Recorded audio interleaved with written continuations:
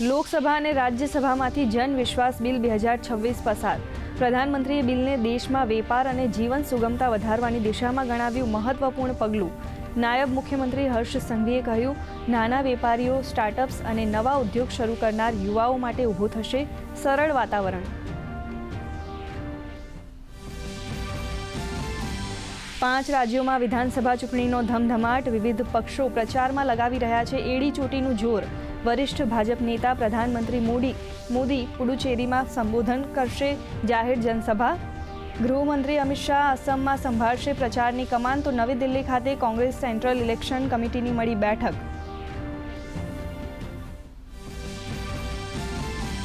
વિધાનસભા ચૂંટણી પહેલા પશ્ચિમ બંગાળ સરકારને ફટકો. ચૂંટણી પંચે એનઆઈએને સોંપી માલદા મામલાની તપાસ. એનઆઈએની ટીમ આજે રાજ્યની મુલાકાતે. મામલે મમતા સરકારના વલણ સામે સુપ્રીમ કોર્ટે વ્યક્ત કરી હતી નારાજગી.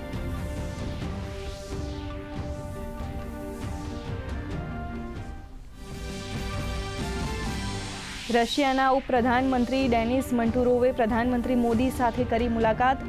વેપાર, આર્થિક ભાગીદારી, ખાતર, સંપર્ક અને જનસંબંધ સહિત વિવિધ પારસ્પરિક સહયોગ ક્ષેત્રે થયેલ પ્રગતિની આપી માહિતી.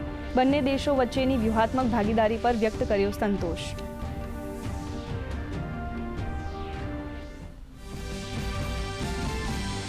સંયુક્ત રાષ્ટ્ર મહાસચિવે પશ્ચિમ એશિયામાં સંઘર્ષ ભીષણ યુદ્ધમાં તબદીલ થવાની આપી ચેતવણી. કહ્યું, વિશ્વભરને ભોગવવા પડી શકે છે માઠા પરિણામ. અમેરિકા, ઇઝરાયલ અને ઈરાનને જંગમાંથી પીછેહટ કરવાનો કર્યો અનુરોધ.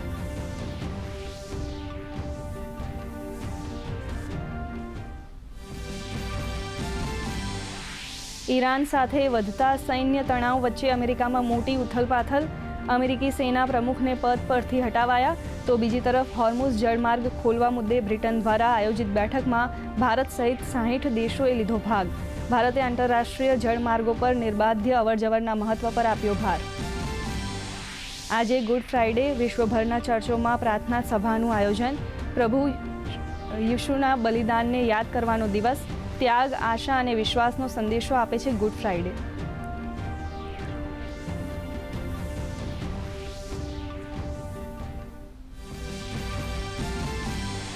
SAFF અંડર-20 ફૂટબોલ ચેમ્પિયનશિપમાં આજે ભારત અને બાંગ્લાદેશ વચ્ચે ફાઇનલ મુકાબલો. ભારતીય ટીમ 5મી વાર ખિતાબ જીતવાના ઈરાદા સાથે ઉતરશે મેદાનમાં.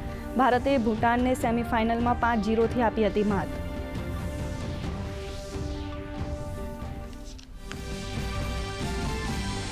રાજ્યના વાતાવરણમાં ફરી પલટો. બનાસકાંઠા, સાબરકાંઠા, પાટણ, વડોદરા, છોટાઉદેપુર, નર્મદા, રાજકોટ સહિત વિવિધ વિસ્તારોમાં હળવાથી મધ્યમ વરસાદનું અનુમાન. તો દેશના અનેક ક્ષેત્રોમાં પણ કમોસમી વરસાદના એંધાણ. રાજસ્થાન, દિલ્હી, મધ્યપ્રદેશ, મરાઠવાડામાં ગાજવીજ સાથે માવઠાની શક્યતા.